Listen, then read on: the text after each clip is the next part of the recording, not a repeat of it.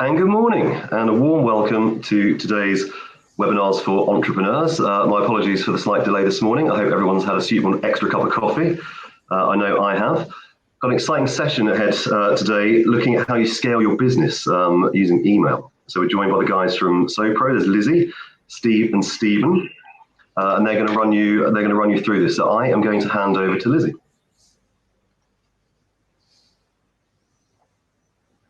Thank you. Hello, everyone, and welcome to our webinar on scaling your business with email. So, full disclosure, I love email. It's still the most cost-effective way to communicate with an audience of any size and get people to complete an action. And with an estimated 1 billion emails in existence, the opportunity is certainly there. Today, we'll be discussing how email done right can hugely benefit your bottom line. And we're lucky enough to be joined by SoPro's CSO, Steve Harlow, and Sales Agent UK's Stephen Crane. Stephen, welcome. Tell us a little bit about your company, Sales Agents UK. Thanks, Lizzie. I'm Stephen Crane. I've been in sales for over 30 years, and I've seen the huge changes and developments in prospecting and marketing. I'm now a director at salesagents.uk, a company that I co-founded with my partner, Lars Hellestray. And we offer a recruitment service for businesses in all sectors who are looking for sales agents to sell their products and services on a commission-only basis. So we connect the full range of independent salespeople directly with our clients. And these can be traditional sales agents, work-at-home telesales callers, right up to industry sector specialists who've got the knowledge and the contacts in the same industry or target market as our clients. And that's what we do. Fantastic, thank you. And Steve, you're here representing SoPro. Tell us about the SoPro offering in a nutshell. It's email prospecting, but the whole spectrum from identifying prospects on behalf of our clients, the types of people and businesses they want to sell to, and then running the outreach in a personalized one-to-one manner as if it's coming from our clients. And the output of the service is people replying to those emails, but they feel they're replying to our client directly, and therefore the client can naturally pick up the conversation. So if there's interest to speak, they can run with it, deal with any questions or queries, and it really gives them the time to focus on other business activities whilst not having to do the cold outreach and deal with opportunities that have already kind of qualified themselves as interested and aware of what they do. Brilliant, thank you. So you touched on email prospecting there, and many will know what you mean, many won't. Let's get everyone on the same page by starting with a definition. So Stephen, could you give us a breakdown on what email prospecting actually is for the benefit of anyone who doesn't know? Yeah, of course I can. To give you a sort of formal definition, email prospecting is one way to find people or prospects who would make great customers. It involves the identification, research, and qualification of prospects for cold emails. And it ensures that you're emailing people who fit your product or service. So prospecting for us is different to email marketing. Email marketing you might associate with automated emails to confirm orders, or perhaps a weekly or monthly newsletter, a kind of general marketing message. And that's all soft touch marketing. It isn't a huge new business driver like email prospecting is. Prospecting is when you send a personalized email on a one-to-one basis. It's nothing fancy, it's not covered in images, and it's not an advert. It's a normal plain text email from one human being to another. And the skill in sending these is that it's a personalized email that you can send at scale. It's very precise, it's targeted at demographics, and it's in a way that feels like it's come from a person rather than a marketing department. Perfect, thank you. And how has email prospecting helped your business, Stephen? For us, it's given us a way to send these personalized messages to people that we've targeted. Working with SoPro, we've identified them as targets because they could be a potential client for for our services to find independent sales agents. So working with our SoPro account managers, we've created a process that adds prospects to our pipeline. And the volumes from that process are controllable. So it means that we can crank it up or slow it down to suit our available resources, which I think is really important for a small business, and also our requirements in terms of budgets and forecast. Okay, got it. And when Sales Agents was originally founded, what channels were you using, and why did you end up turning to prospecting? Looking back, I think we were very, very amateur. We used a variety of online advertising, Google, LinkedIn, Facebook, posting on social and business media. It was very random. There was very little planning. There was no consistency on either the actions that we were taking or on the results that we received. And like many startups, the marketing actions were important, but often we didn't see them as urgent, and other things would crop up and prevent us from doing any sort of marketing. So when we had time, we would focus on the marketing and the prospecting, and this would bring in some leads. That then meant that we were busy, so we didn't have time for marketing. The leads then dried up. So it was this continuous cycle of marketing actions which generated leads. We were busy with sales, so no marketing. That meant no leads. That gave us time to start marketing again, and it was just this up and down. And we soon realized that we needed a prospecting service that would generate a consistent flow of good quality leads. And that's when we started looking around for a partner and found SoPro. Okay, brilliant. Steve, prospecting is just one of many marketing channels. How does prospecting compare? Well, when you compare it to other channels, like, you tend to have a split of inbound and outbound. And there's a lot of noise around inbound because it covers a huge variety of potential channels. Content marketing being a big thing nowadays. People are like, oh, you've got to have interesting content out there, bring people in. And even if you look at your paid social, paid media, advertising, you are putting something out there to hopefully bring your audience in. Whereas prospecting, it's outbound, and you are going out to your audience to introduce yourselves. And there's benefits of both. There is no one answer for your marketing channels. You test what ones work for you and put the money where you get the results. But the benefits you have of prospecting are the audience definition, which is something Stephen touched upon. You can decide the kind of business you're going out to. You can pick who the right sorts of people are within that company you want to engage with. And therefore, if you make your contact and they show interest, you know that they're relevant to speak to. They're not going to be a business where perhaps they're the wrong size, or they haven't got the budget, or they're in the wrong location, or things like that. You get to pick all of that. And the other benefit of outbound is that in terms of cost, if you're doing it yourself, especially, it can be relatively low cost to set up activity to have that outbound going on, and then you deal with the responses. We at SoPro are probably a good story, or one of the best stories, for the benefits and the success of prospecting, because we started 2015, so a number of years ago now, and we use prospecting as a way of getting new customers on board. And really, up until it was only about a year and a bit ago, we had an internal marketing team starting to grow and look at the other channels to supplement the leads coming in from prospecting.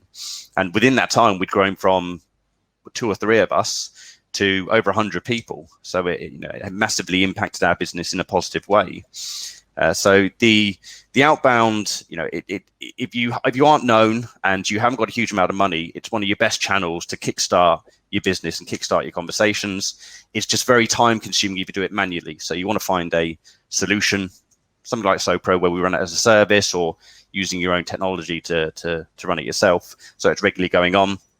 And then in terms of the inbound, the putting your content out there, if you've got the time to do it, fair enough. But you often find that the inbound strategies are at a much higher cost if you engage with a company to carry them out for you, or very time consuming yourself.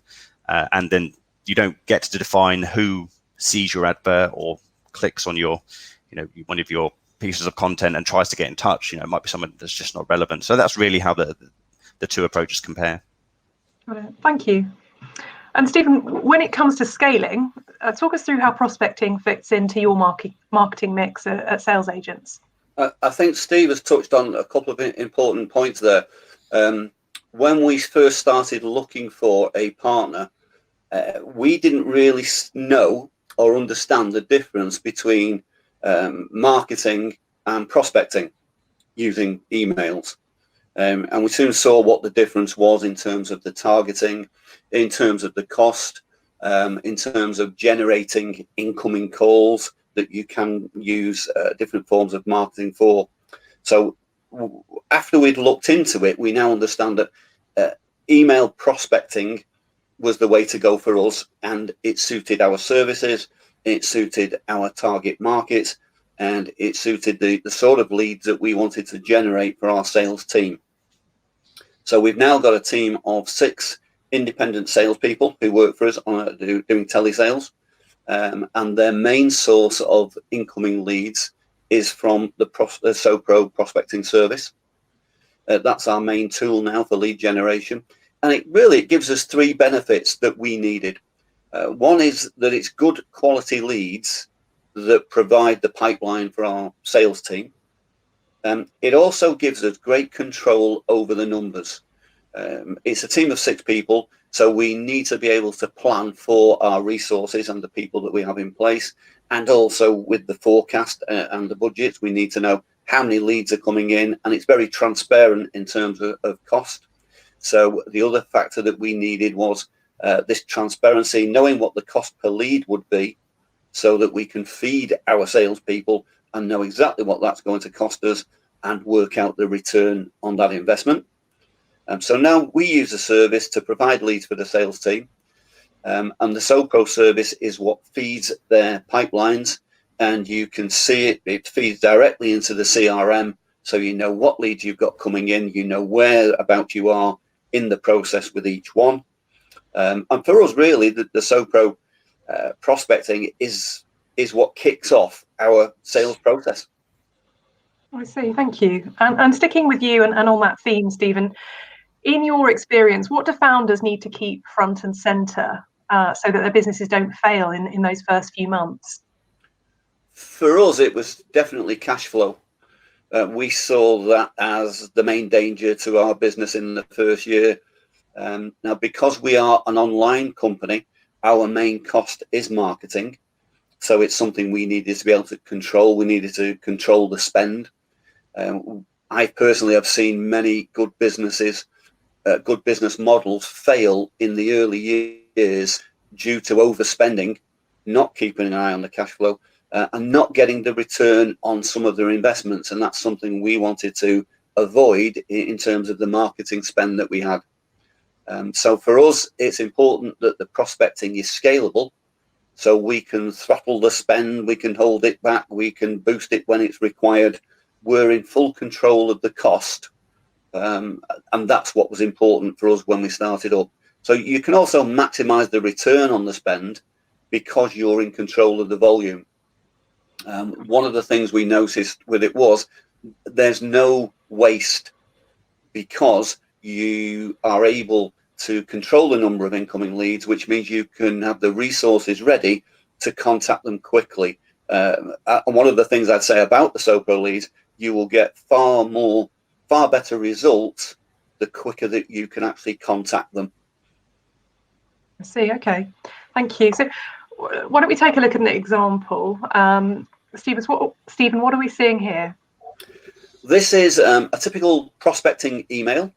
It's simple, it's a short message, it gives a potential benefit for the recipient, and it's personalized. It comes from one human being to another. And when we talk about scaling up and automating the prospecting, it's very important not to mix up what this word automated means. It's only the delivery of the emails that's automated. The email is actually written by a human being with our input and with the help of the guys at SoPro. Thank you. Steve, this is a good time to loop you back in. Can you talk us through what we're looking at? Yeah, so you'll see the highlighted green sections there, which are the personalization parameters, or the the parts that are going to change depending on who we're sending it out to, when we're sending it out. And if you look through, you can see the middle of the paragraph there, informal company industry, as an example. We're probably thinking, well, what does that mean? Now, everyone has, or not everyone, but let's say you've got your database of people that you want to contact. You will have your columns of company name, you'll have the person's name, and you need to make sure that that information is going to sit in an email in a natural looking way. Give you an example. If you look at LinkedIn and talk about the industry sectors on there, in this example, it would have in the company industry computer software, which is the formal version. However, you wouldn't really say that if you were approaching somebody in the software industry. You might say software space. So on the right hand side, you can see that middle sentence says, we've proven popular with many people in the software space. So we've taken the computer part and ditched that and just kept it as software. Likewise, keeping on a tech theme, if you're in the information and technology services industry on LinkedIn, then again, that's a bit of a mouthful. So we would shorten that to tech. With the first name, you want to make sure that your database has actual first names in there. You don't have things like doctor and then somebody's name. I'm sure we've all received badly written or poor prospecting emails where they've got your name wrong, or it's nothing in the name section. I've received them where it has literally said hi first name, which of course isn't my first name. And then moving further down the list, there's at the bottom, you can see a different type of, or how we're closing off the email. So this is not data that we have on the prospect or the company. This is just a way to make sure that the final sentence doesn't feel like it's automated. If you are emailing somebody and your close of every email is, oh, let's have a conversation this week, that's not going to feel right when that lands in on a Friday, because the week's almost over. So what we have here is an example of putting in the days that are 2 or 3 days ahead of when the email gets sent out. So being a Tuesday now, if we sent this email, it would say Friday or Monday. Well, actually, no, it would say Thursday or Friday. And then if we send it tomorrow, it would say Friday or Monday. So it keeps shifting it along. And if you look at the opening line there, afternoon, morning, depends on the time of the day that we send it out. So all these little tweaks where it's manual, because we have to go through and make sure that the information, the data, the company name, the person's name is written in a natural way. But when it feeds through to that email coming through, it just looks a lot more personalized, looks a lot more one-to-one, and it doesn't seem like somebody's just whacked a database into a mail merge, for all intents and purposes, and send it out to a load of people. Because when we read an email that comes into our inbox, we're very good at, and when I say we, I mean humans, we're very good at sussing out whether it feels like it's been automated or whether we feel like it's one-to-one. So we have to put a load of effort to make sure that we keep it on that personalized feel. Yeah, so it's clearly not just about the tech. There's a creative element involved in creating a prospecting email. I suppose it's about distilling that message, moving a conversation from an email onto a phone call.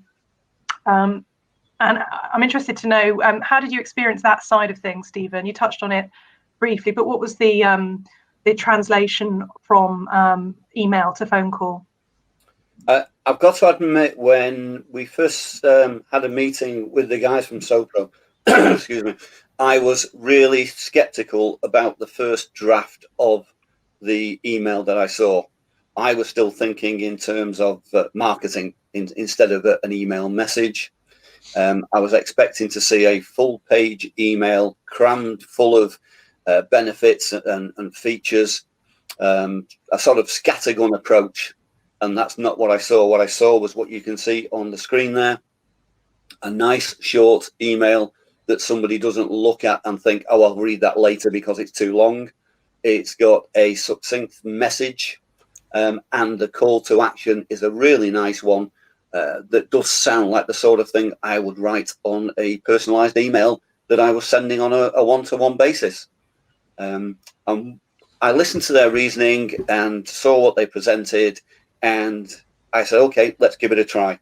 And then I saw the results and the conversion rates and followed some of the processes. So followed some of the leads as they came in, looked at what our team did with them and saw that it worked. Held my hands up and said, yep, I'll leave it to you guys from now on. And one of the other benefits also is that if you have an idea, if you perhaps want to test something, everything about the emails you can test. You can do A/B testing. You can send 2 different emails out. You can put your ideas on there. You can compare them to the guys at SoPro. And I've got to admit that each time the guys from SoPro's version beat mine. So you can also test the market sectors. And the great thing is the proof is in the numbers, in the leads that come back and the quality of those leads. And yeah, it's worked well for us. And the message that we send out flows nicely into the next step. For us, it's usually sending information and arranging the call. Great, thanks, Stephen. And how's prospecting changed your customer profile? Has it opened any new avenues for you? Yes, definitely. We thought that we knew every sort of market where there were sales agents operating and where independent salespeople would make an impact on that market. So we thought we knew all the types of clients, all the types of products, all the types of services. But there were some markets that we hadn't tried and they were suggested to us. One of these, as a good example, is the medical sector. Not something I'd had any previous experience in. My business partner, Lars, he'd not had experience in that sector. And for some reason, we had just assumed that sales agents didn't operate and that it was all big companies who had their own in-house salespeople. So as a recruitment service specializing in finding agents, it was interesting to us to see if it was a potential new sector. Right. So the email prospecting test proved us wrong. We found new clients in the sector, and we also discovered that it's highly populated with independent sales agents. And these people are of very high value to our clients because, as you can probably imagine, selling to organizations such as private medical and the NHS is very difficult. You need the right contacts. You need to know how to get through the door. And that's what the sales agents have. So as a result of the recommendation of trying the sector, it's now one of our most popular sectors, and we do very well in it now. Great. And you touched a little bit on CPL, scalability, new markets. What other successes can you tell us about that you've had with email prospecting? I think one of the big advantages of email prospecting, especially compared to, say, online advertising and marketing, it's the precision of the targeting and the flexibility of the message. So we've been able to target several markets and customize the message to the prospects in each one, and also present a key benefit of our service that we think will grab the attention of the prospects in that market. So this has worked so well. In some sectors, we've actually created new pages on the website that are dedicated to a particular market. So we would show the client's sales agent opportunities on the main page, but we've also opened up a separate page because we've become so active in the different sectors. So for examples of that would be the advertising and marketing sector. There are many businesses that we've built a relationship with now. We're known in the sector. So we've been able to dedicate part of the website to that. And also pre-COVID, we set up a page for the fashion sector as well. So these are two very active pages of opportunities. A third one which worked really well was the work from home sector. So again, we've now got a dedicated page that is really active on the website. It connects sales agents with businesses looking for people in the work from home sector. And it's also how we see the business growing now, by getting more specific, having more pages on the website, and using the SoPro emails to target and test, first of all, particular sectors, and we can very quickly see the results. And if that's a sector that we think agents and clients will be active in, then that's another sort of page, another section to the website, and we will keep building in that way. Great, thank you. We touched a little bit on automation, and there is a key feature of the SoPro service, which is the automation of follow-ups. Stephen, could you talk a little bit about what this is, please? Yes, and I think it's important to remember it's the delivery.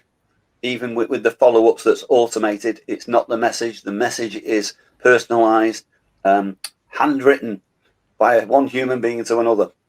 And the follow-ups actually generate more leads for us than the first emails.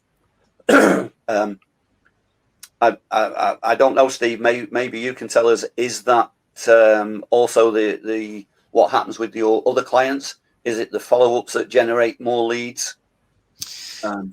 Yeah, generally speaking, I mean, the other way to look at it is what we call like a chaser. So follow-up chaser. It's knocking at the door more than once. You know, if you are a double glazing salesperson and you knock on a house because you think they've got rubbish windows and you want to improve them, they don't answer, you don't give up, you go back the next day. And similar to if you're trying to make phone calls. So email's no different. If you email somebody and it lands in their inbox, the idea is that it's short enough they'll read it there and then, but if they're really busy, it might go to the bottom of the pile, then it can get buried. And so follow-ups are really, really important. And sorry, go on. Sorry, I was going to say there. So I mean, there's a graphic here which will show the layering we do for it.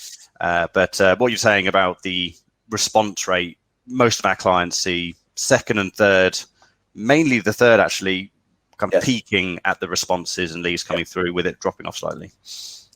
And quite often the responses that we get to the chasers will start with an apology from the prospect that they haven't replied to the first email that was sent, just saying that they've been too busy or they've missed it, whatever.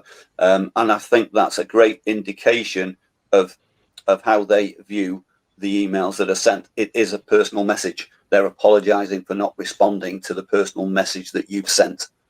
And that's a great indication of the quality of those first emails. Because I think the responses on the chasers are so consistent compared to the numbers of the first emails that are going out, it gives us a really good opportunity to know the volume to expect at the different stages of the campaign, the first chaser, second chaser, etc. And that's great because it allows us to make sure we've got the resources in place.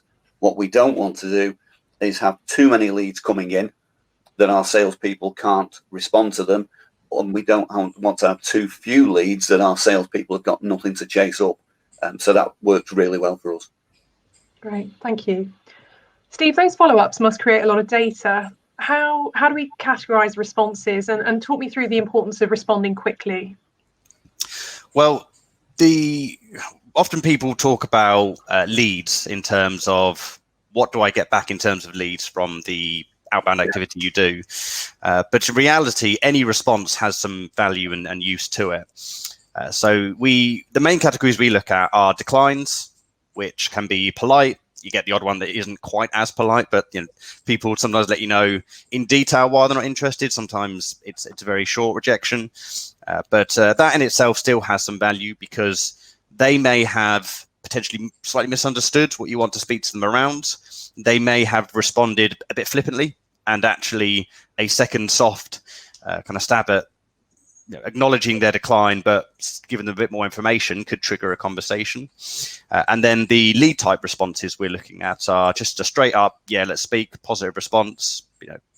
Very, very strong lead that, in terms of our own leads, it's our highest converting across all of our channels. And then you've got two other very useful things to look at, which is deferred interest, where they want to speak, but it's not immediate. So you've got future pipeline building up.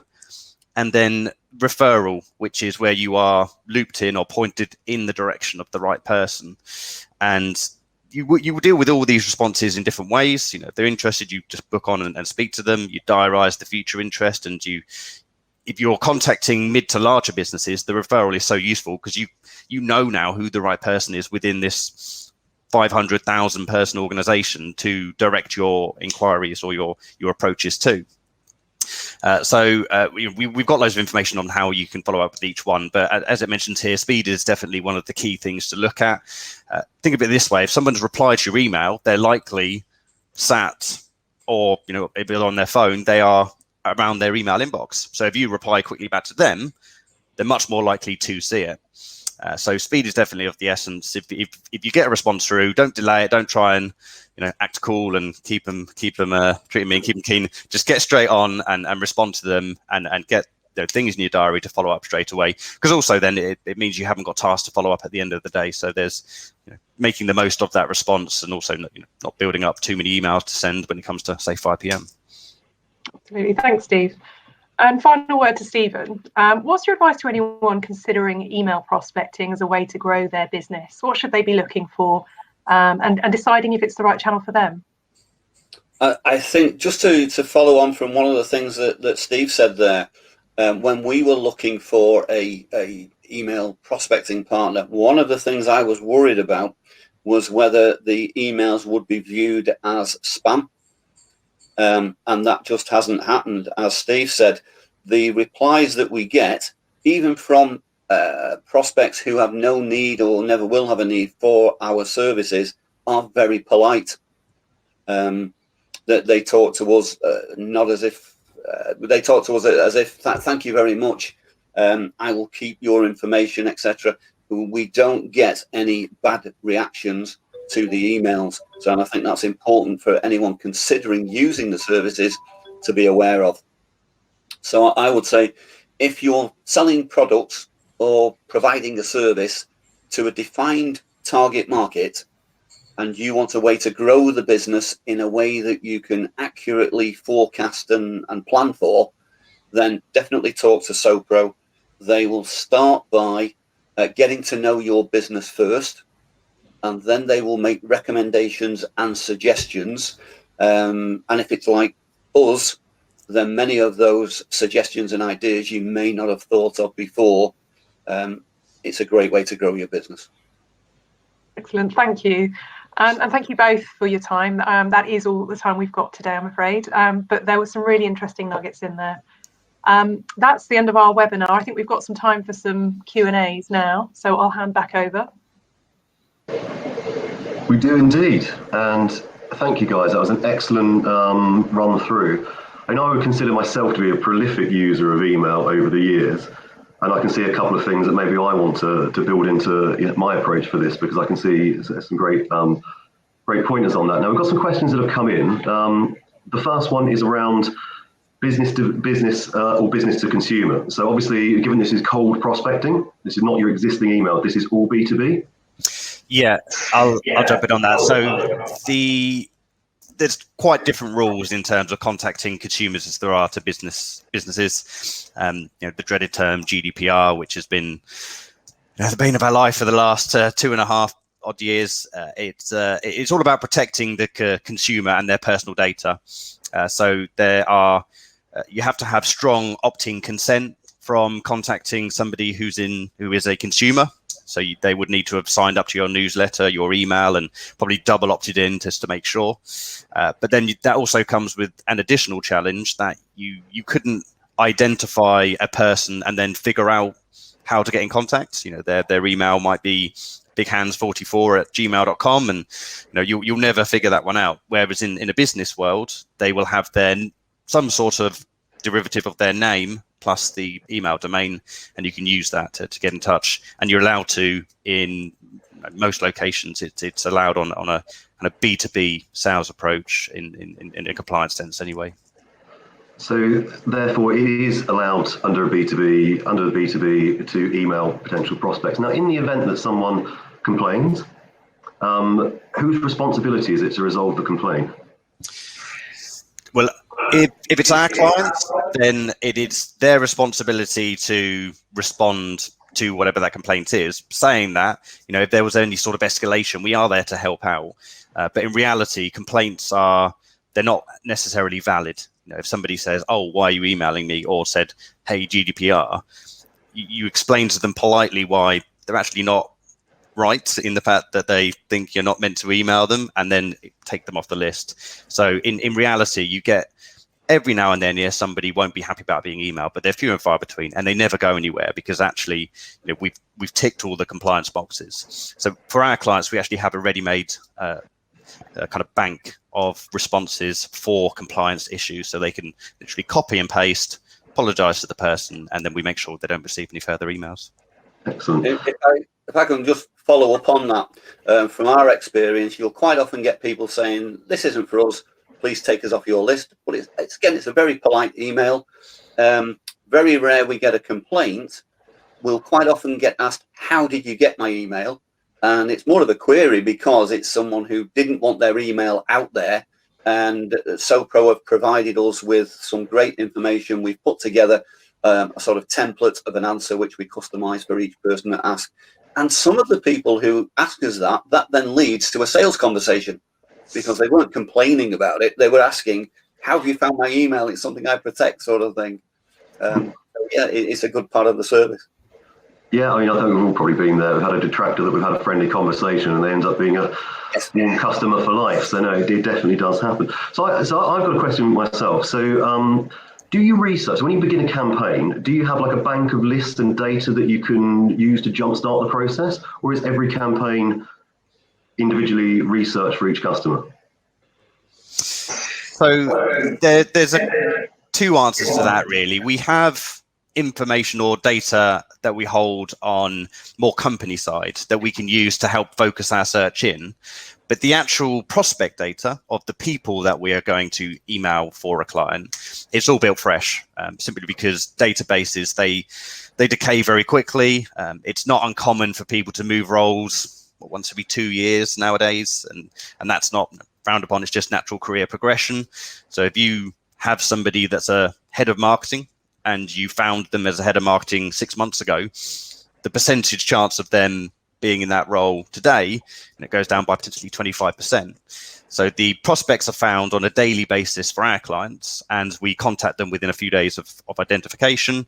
And then that process is repeated every time for every single client. So we don't reuse any lists, but we do have information around companies. So, we can look at like the headcount size of them. We can guesstimate areas of revenue. We can look at technologies that they have on their website. And that information is a bit more static, but for all intents and purposes, the data for your campaign is all built fresh. I think I definitely speak from my own experience. I think I had the old hat way of looking at email marketing, which is I wanted the biggest possible database, and I wanted to mail them as many times as the inbox could withstand. And I suspect that trend has probably changed, and I suspect, especially around sort of COVID. So would you say that more people now are focusing on quality rather than quantity? And also, how often do you need to refresh the data? You mentioned every week. I mean, really, you want to make sure you've got fresh data all the time. Things like with GDPR, it has put a bit of a stop to huge mass spammy emails going out, because if you're sending something that's not specific to a person, then you do have to have some sort of opted-in consent. So the journey our prospects go through, if we email them about SoPro and they come back showing some interest, we can then have a reason why we might send them future newsletters. But we couldn't just send someone future newsletters. But also you have a big danger there that if you're using data that's not fresh, you'll have emails that no longer exist, and then you have bounces, and then you have domain sending, reputation problems. So by going big and poor quality, you damage not only that immediate send, but then future work. So definitely people are focusing on making sure that lists are up to date, and quality is of the utmost importance now rather than quantity. Excellent. So I've got a question in from Paul. I would have thought email prospecting works better with specific, maybe niche markets. Is this true? Interesting question. There's two ways to look at that. If you think about what prospecting achieves, it allows you to go out at scale, sensible scale, to an audience that might be, 5,000-10,000 in size, which is quite hard to do bit by bit. So if a client for us has an audience that is too niche, then actually we won't work with them because the volumes aren't necessarily there. But everyone has their own definition of what is niche. But I would say that we do find it works best when somebody has an offering that is current, it's relevant, it's well defined, it's interesting. And also if they are going out to a market that doesn't necessarily get approached as often, which could be based on geography or the vertical or the type of person within them, that can have an impact. But it's not a requirement for us at all, as in, somebody doesn't need to have those boxes ticked for it to work for them. All they need to worry about is, have I got a product or service that has value to people? Can I identify who those people are? And then you're just going out to say, hey, do you want to talk about what I can do for you? Excellent.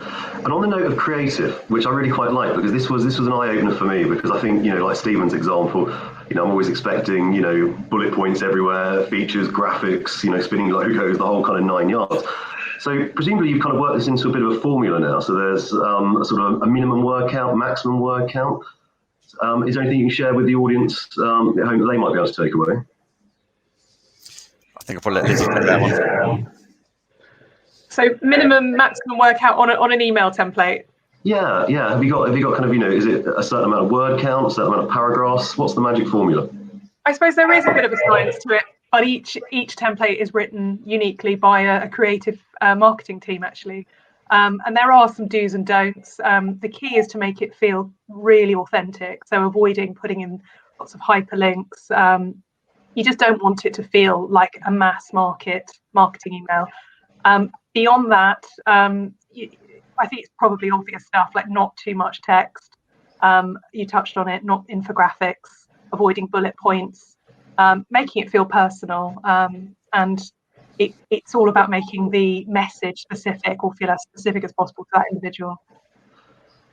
Another thing I noticed in the slides was looking at the kind of the amount of times that you email people over a duration. You mentioned that you probably get most of your responses around the third attempt. When you've gone through that process with that data, do you then try a different tactic on the same data, or do you tend to kind of refresh the data? So if somebody's gone through the whole journey of those 4 emails, we leave them be at that point, because they'll normally naturally cycle back through and be refound a certain amount of months later. Now, we've had to, as you can imagine, build into our tech loads of rules around how often someone will be contacted, across clients or just for an individual client. We need to make sure that if they respond, that they're blocked for a certain amount of time. If they don't respond, maybe it's slightly less time. So there's lots of complicated stuff to ensure that we're not overly harassing people. But for the part that we do, I think that a 4 email chain is appropriate enough that if there's going to be interest, they're going to come back to you. And the final email is always a bit of a breakup. So it lets the person know that I'm not going to keep pestering you. Your other marketing channels come into the mix then as well. Let's say, for example, you have a link in your email. They come to your website. You might have remarketing set up so that then they get followed around by adverts after they've left your website. And so we've helped provide that person initially to come to you, even though they haven't responded, but then you can use other marketing tactics to go forward. You might have heard people talking about 9, 10, 12 touch points before a prospect buys from you. And I do agree with that, but that's more over the whole sales life cycle. I think if you didn't know somebody and you tried to email them 12 times, probably going to get a bit angry. So if 4 times is enough, and then maybe try again 9 months down the line. That makes complete sense. And I like Stephen's point as well around following up quickly with people. I mean, I've been in the same position where you've sent an email, you've had the, again, to your point, is there anything more exciting when you're starting a business and having inquiries come in? I mean, it's literally, but then the temptation is to dance around those and think of the perfect response. Whereas actually, as you've identified, it's about following up immediately. I've had the same thing where people are like, that's incredibly quick. It's like, of course, and you make a nice lighthearted introduction. I've had people buy my products off the first telephone call. I mean, it's, there's a real feeling that you and as you say, if you've got a relevant product, you've delivered it to the right person in the right format, you've got their interest, you've made a telephone call, and you're bringing on new customers. So that's definitely, definitely see that's the best way. I've got one question around how long does it take? So how long does it take from, get in touch with you guys tomorrow? How long, typically before people start seeing the leads come through? So the setup process for us is approximately 3 weeks, technically 2 weeks, but without blowing our own trumpet, which has been very busy pretty much since May last year. So, we've doubled in size still during a pandemic year. So let's say I spoke to somebody and they went, brilliant, love the idea of SoPro, want to come on board, got sent a service order, they sign it. From the moment they sign it, we should be able to, within a week, have a kickoff call booked in between them and the delivery teams. And then from that call to going live is about 2 weeks. So 3 weeks from signature. And then how quickly will the leads come in? No. As soon as you start emailing, you can get responses coming through. However, as that graphic showed, that the chasers do produce a lot of the responses and leads, and we space them about a week apart. So during the first month of being live, you see the volume of emails going out increasing as we add the chasing layers in. Just to clarify that we don't email people in one big blast. We'll go out to 50 of them per day, so that we're spreading 1,000 contacts out over a month rather than trying to get all people in one go. And so I'd say you'll see it ramp up between the first 4 weeks, and then 5, 6, 7, you should see a steady flow of them coming through. And then, of course, if you want to turn it up or turn it down, you can just adjust the volumes of the emails going out. We do find ourselves occasionally in the unfortunate situation where clients are having to stop using us because they're simply too busy following up with the leads we've generated. We've done too well. So from point of signing, you're probably looking at about 2 months to really see the flow of it all coming through. And as you say, it's a process. I think, I've certainly looked at it as an art form. I think of a great idea in the evening, I'm going to email that tomorrow, and I'm going to hit people at just the right time. But I think what you've definitely demonstrated, it is a process. It is a process. You set up, you follow the system, leads come in, follow up, make customers. I mean, it's very, very, very straightforward. So I've got a question around, if people have got their own data sets, how does your offering sort of dovetail with that? Because presumably, would you recommend that people stop doing their own outbound email prospecting and hand that data over to you, or how does that work? Generally, we're adverse to using other people's data purely because we don't know anything about it. Or when we find prospects, we know when we found them, we know all the information we hold on them, and so we can be confident of the accuracy. Now, a client's database could be, for all intents and purposes, better than ours, but we don't know. It could be the worst data, it could be the best data. So generally, there's very few situations where we adopt other people's data. Sometimes they throw some people into the mix. In terms of them still running their own activity, that's absolutely fine. I would say logically, though, if you're employing an agency to run your own prospecting outbound, there's no point you spending the time to do it internally as well. But what you could do is go, right, we'll point SoPro at this part of our target market, we'll carry on with this part of it.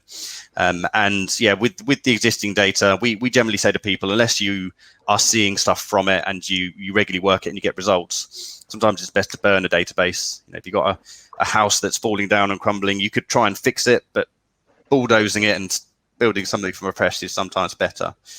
If that answers your question. It does indeed. I mean, sometimes I've certainly felt like I'm held hostage by the weight of this data that I've painstakingly built up. It's not going anywhere. Yeah. The messaging isn't right, but you always kind of feel like you're starting from that. So I think the message there is, start fresh. Follow the tactics and techniques that work. Yeah. And look at it as a rolling, ongoing, part of the kind of marketing mix. An interesting question is coming in the comments, actually, which is from Chris. He's asking, I think it's a technical one, now I appreciate you said that these are text-based emails, but he's asking, can a call to action be embedded in the email? Like click yes or click no or similar? You can do. I mean, technically nothing is beyond that, but I wouldn't advise it because you want to keep it as personalized or as personal feeling as possible.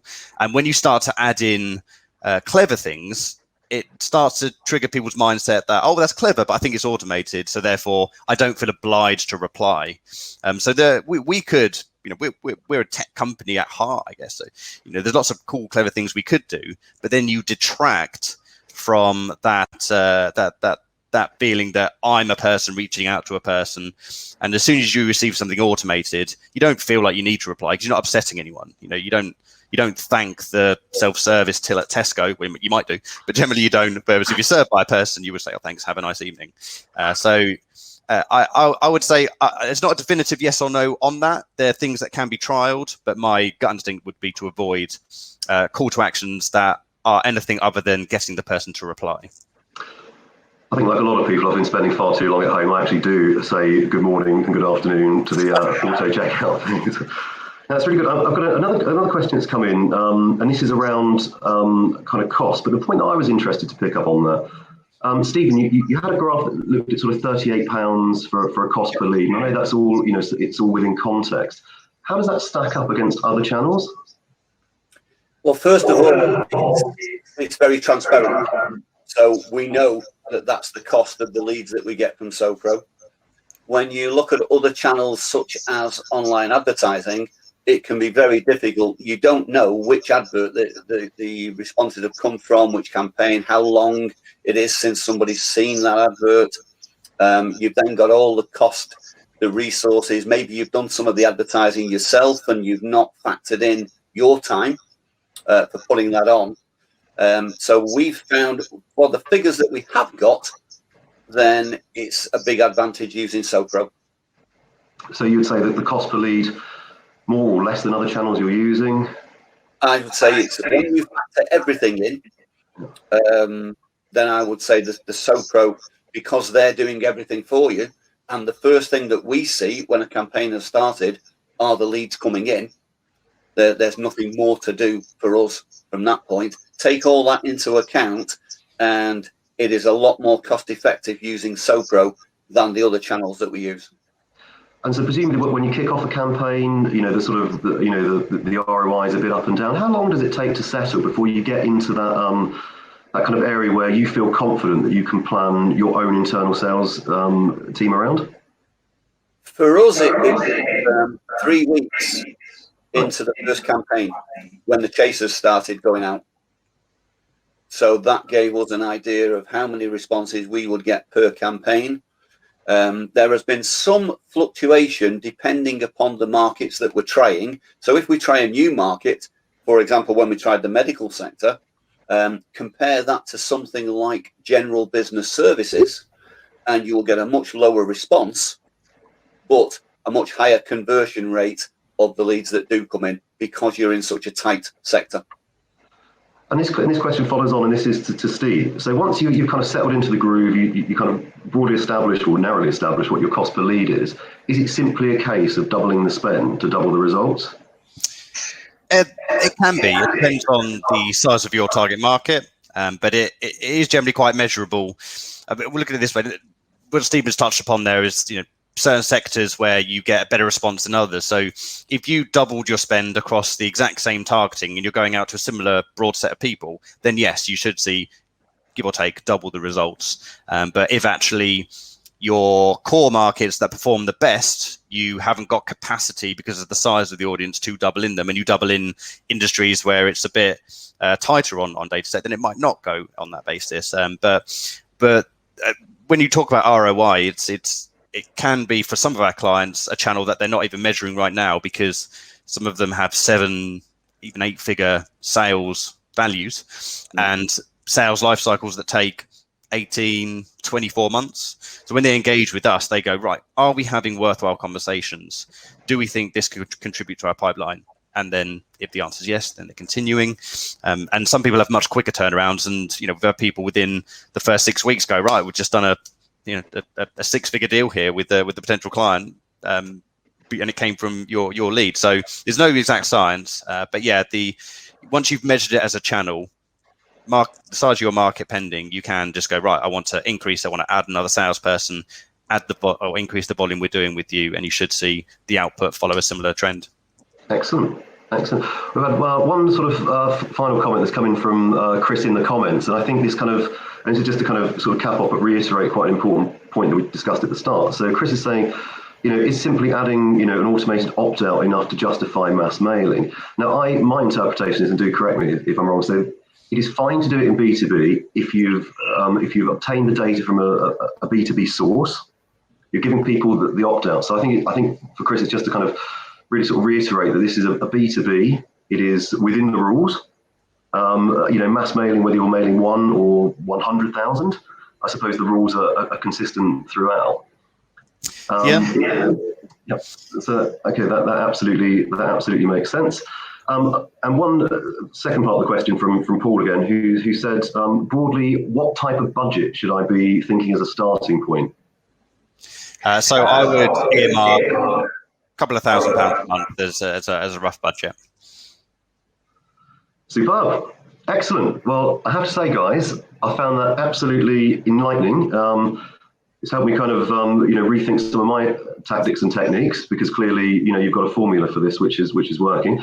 For more people who are interested in more information, they will receive a follow-up from you guys after the event. Obviously, we're expecting an incredibly personalised follow-up and response. Obviously, everyone can connect with me on LinkedIn, James Ashwood, and connect with the guys. We've had one final question come in, so sorry, one more in Columbo moment. So Martin's saying he sent hundreds of emails but no follow-ups. Do you think it's too late? It's been around a month. I'm going to guess I know the answer to that, but what do you think? No, it's not too late. I mean, you can make a joke of it. The way our follow-ups go out is that they are continuations of the first email anyway. So it looks like you forwarded it on and you're naturally chasing up like you would with any chaser email. And so you could say, along in the text, you could mention the fact that apologies, it's been a month, loads of things going on, just wanted to follow up. I'm sure you won't remember, but you scroll down, you can see what I was contacting you around. So no, it's not too late at all. And even from that point onwards, you could bolt on another 2 stages, maybe spaced not as quickly as we'd normally do them, because you've left it a month on the first one, but maybe leave it 10 days in between those chasers to just give them a couple more attempts at starting the conversation. Excellent. I can't thank you guys enough. That's been a brilliant session. So thanks again to Stephen, Steve, and Lizzie. The guys will follow up with the audience, and I wish everyone the maximum amount of success in obtaining prospects through email. So I'm James Ashwood. This is Webinars for Entrepreneurs. See you on the next session. Goodbye, guys. Thank you. Thanks. Bye.